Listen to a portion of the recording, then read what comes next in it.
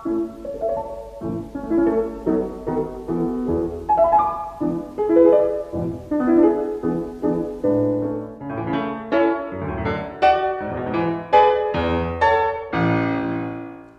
estamos de volta com Impressões, hoje conversando com a diretora-presidente da Companhia Docas do Estado da Paraíba, Gilmara Timóteo. Ela falava no bloco anterior sobre as experiências advogando, ensinando direito e também falou um pouco sobre o convite para atuar no Porto de Cabedelo. Mas eu deixei uma pergunta, Gilmara, que era sobre a principal diferença entre advogar e lecionar. Nossa, eu acho que são segmentos totalmente diferentes. A atividade de lecionar, de estar em sala de aula, ela intriga muito, porque todos nós já fomos alunos um dia. Existe uma expressão bem popular que diz assim, aluno é bicho danado, né? E de fato é. O aluno, ele quer lhe colocar numa saia justa, né? Ele quer fazer uma pergunta que acha que você não vai ter condições de responder, ou existem determinadas situações onde você tem que ter um controle total da turma, e ter o controle não significa obrigar as pessoas a estarem caladas, você tem que estar passando um conteúdo onde envolva e as pessoas de fato queiram estar ali. Na minha vida, enquanto professora, enquanto exercendo a atividade do magistério, existia sempre uma situação muito curiosa.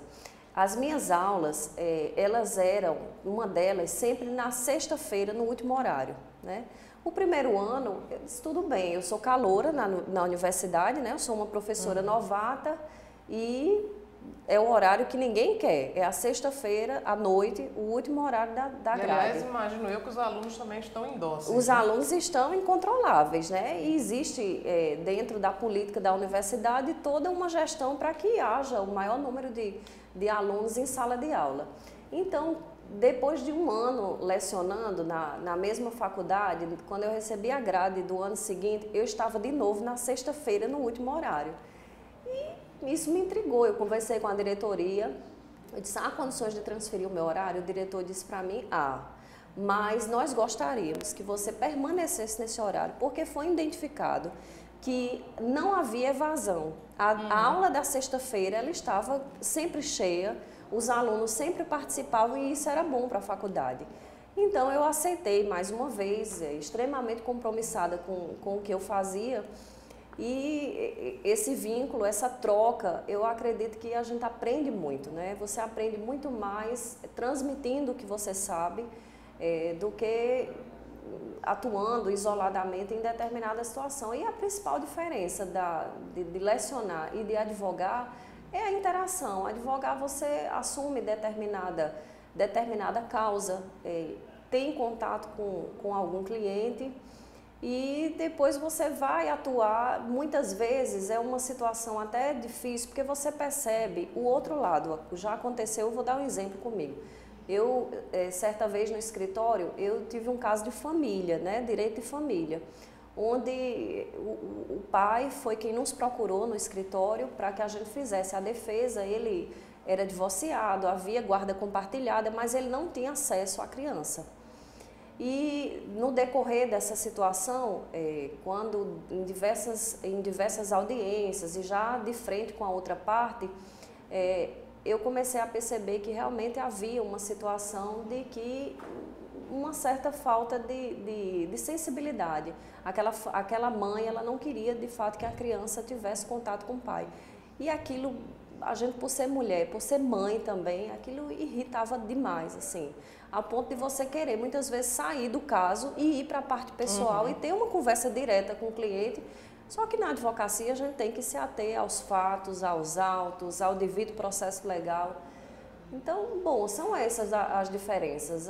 Certamente o magistério, ele tem essa interação onde é muito mais satisfatório, na minha opinião. Gilmara, você é uma cajazeirense e os moradores de Cajazeiras, eles têm um amor muito grande pela terra, que eu gostaria de saber se você também reproduz esse mesmo sentimento. Eu sou Cajazeiras, a gente costuma dizer, eu nasci e me criei em Cajazeiras. Eu saí de Cajazeiras para estudar, porque sempre quis, na época que eu morava em Cajazeiras, só existia a Universidade Federal da Paraíba e os cursos eram geografia, história, letras, eu não queria fazer nenhuma daqueles cursos. Então, decidi vir fazer o segundo grau em João Pessoa para que eu tivesse a oportunidade já de adentrar na faculdade que eu queria.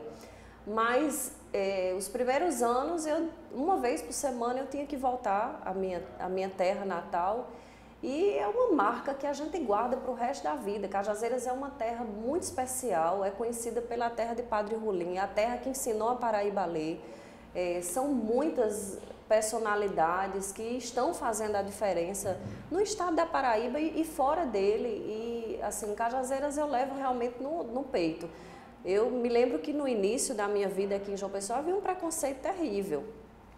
Com o fato de ser sertaneja? O fato de ser sertaneja, de ser cajazeirense. Eu estudava numa grande escola e as pessoas me chamavam de Cajá, né? E aí, Cajá?